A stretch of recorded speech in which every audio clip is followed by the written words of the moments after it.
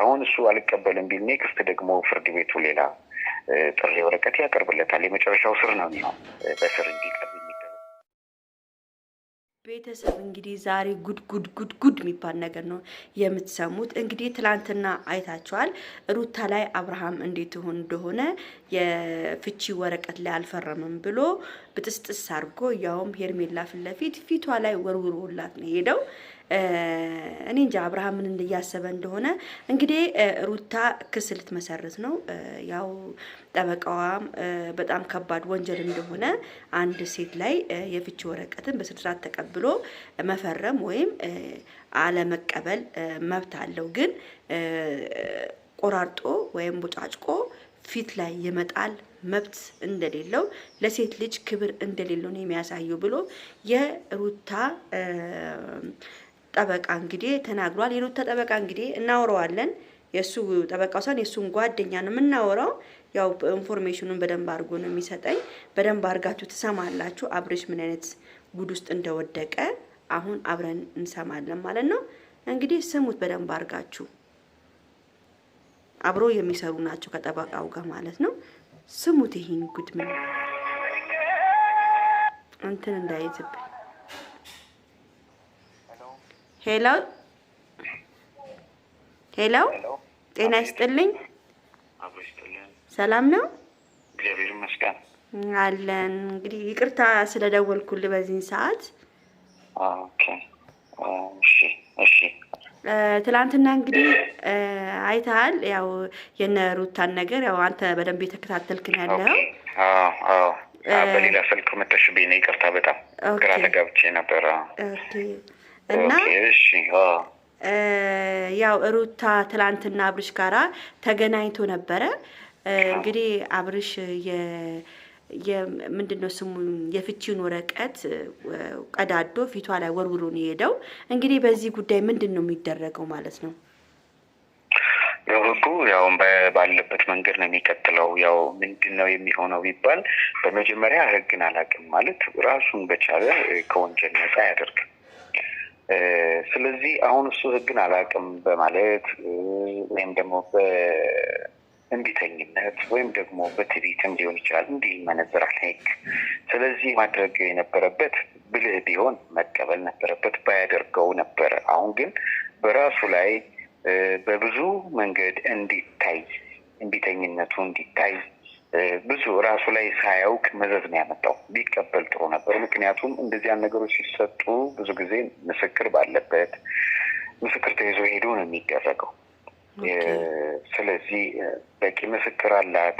በጣም እንደውም ከዚህ የበለጠ በጣም ሲያም የነበረው ቶርች የሚያደርገው እነዚህ ነፍሰ ጡር ናት፣ ሪስፔክት መደረግ አለበት፣ ኢትዮጵያዊ ነው። ይህ ህጉን ተይው፣ ይሄ አሁን የጸቡን ጉዳይ ተይው። ነገ ደግሞ የሚስማሙበት ነገር ሊኖር ይችል ይሆናል፣ አናውቅም። እኛ ግን ሪስፔክት መደረግ ነበረበት። አሁን ሴት ልጅ ናት፣ አርግሳለች፣ የራሱ ነው እስከተረጋገጠ እንግዲህ እሱም ኔክስት ሌላ አይዲያ ሊያመጣ ይችላል። ዲኤንኤ ምናምን የሚባል ህግ ብዙ ስለሆነ ነው የምልሽ። ግን አብርሽ ያሳለፍሽው ሰው በእንደዚህ አይነት ኮንዲሽን ላይ ሆና በጣም ቆንጆዬ ሁኔታ አድርጎ ማሳለፍ ይችላል። እሺ ብሎ ደስ እንዲላት አድርጎ ማሳለፍ አለመፈለግ መብት አለው።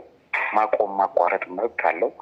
ግን እንደዛ ፊት ላይ ተቀብሎ ቀዶ እንደዚህ አይነት ሾዎችን ባያደርግ ጥሩ ነበር ለሷ። ምክንያቱም ሴቶች በሚጸንሱበት ጊዜ ያው አንቺም ሴት ነሽ ታውቂዋለሽ፣ ብዙ ነገሮች ሊያጋጥማቸው ይችላል።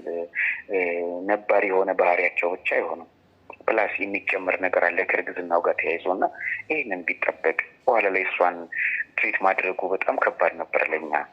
እንዲህ ነገሮችን ባያደርግ ጥሩ ነበረ። ምክንያቱም ሁሉም ህግ ከያዘው በስነ ስርዓት ነው የሚፈታ ነገር ነውና ይሄ ባይሆን ጥሩ ነበር እንጂ እሱ ግድ አሁን እሱ አልቀበልም ቢል ኔክስት ደግሞ ፍርድ ቤቱ ሌላ ጥሪ ወረቀት ያቀርብለታል። የመጨረሻው ስር ነው የሚሆን፣ በስር እንዲቀርብ የሚደረግ ነው። አሁን ግን ለመጨረሻ ጊዜ በፖሊስ የሚደረግ ይሆናል። እንግዲህ ይሄ ነው እንግዲህ ያለው መረጃ።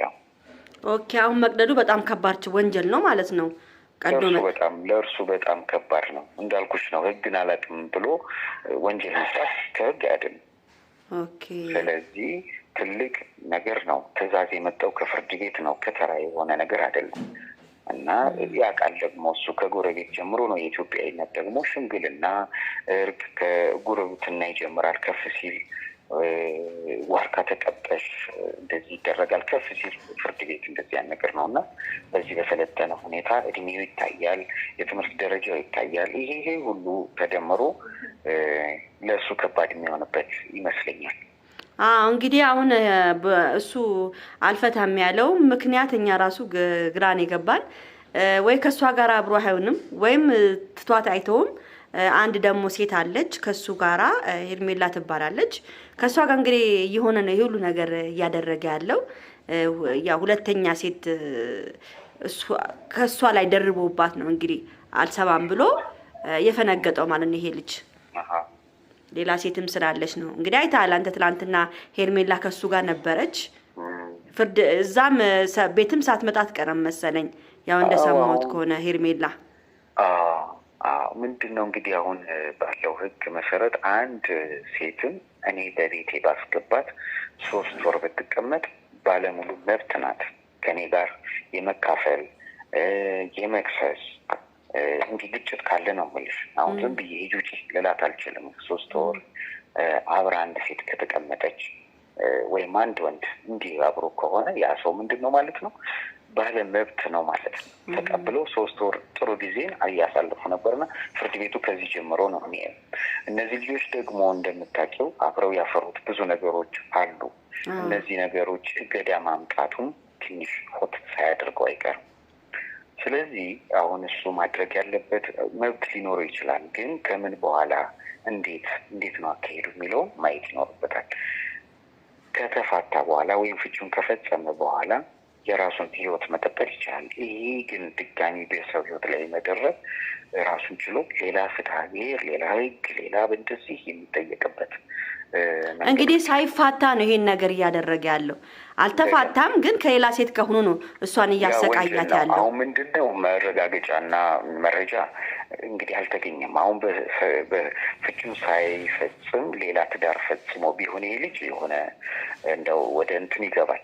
አሁን የዚች አብራው የምትገኝ የምናያት ሴት ሁኔቷ ስላልታየ ነው። ሆኖም ግን ከወንጀል አይድንም። ከወንጀል የማያስጠይቀው ነገር የለም። ኦኬ፣ በጣም ነው የማመሰግነው። እንግዲህ እግዚአብሔር ይስጥልኝ፣ እግዚአብሔር ያክብርልኝ። አክብረህን ኖሮኝ ጊዜ ቢኖረኝ ከዚህ የበለጠ ባብራራልሽ ደስ ይለኛል፣ ግን የስራ ሰዓት ነው። ለዛ ነው። ችግር የለም። እኔም አመሰግናለሁ። እሺ አባቴ አመሰግናለሁ። ቴንኪ ሶ ማች።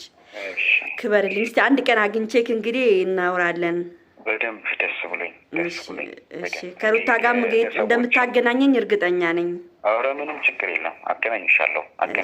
ትንሽ አሁን ያለችበት ያው ታውቂ የለ እንዲሁ ዝም ብለሽ ውጭ የሆነሽ እንኳን ስሜቷ ያማል። ቀላል አይደለም። በተለይ አሁን ባለችበት ባልኩሽ ነፍሰ ጡር ሆና እንዲህ አይነቱ ስሜት ይሄ ደግሞ አሁን ያለችበት ወራቶች የሚያነጫንጭ ሰውን መረዳት እየቻለች አለመረዳት፣ አለመቻል፣ ቁጣዬ ማለት እነዚህ ከቅድም እንደገለጽኩልሽ ከእርግዝና ጋር የሚመጡ ነገሮች ባሉበት ሁኔታ ይሄ ነገር ሲከሰት ትንሽ ከባድ ነው። ዞሮ ትረጋጋለች በደንብ። ከጎኗ ያሉ ሰዎችም ጥሩ ናቸው። ትረጋጋለች። ጊዜ ይወስዳል እንጂ መረጋጋቱ አይቀርም። የዛን ሰዓት ቁጭ ብለን በደንብ እሷንም ማገናኝበት መንገድ እናመቻቻለሁ። እሺ አመሰግናለሁ። እሺ አባቴ ቴንክ ዩ ሶ ማች። እሺ አባቴ እንግዲህ ሰምታችኋል ቤተሰብ፣ ያው አውርተነዋል። የእሷን ያው የጠበቃዋ ጓደኛን ያወራሁት።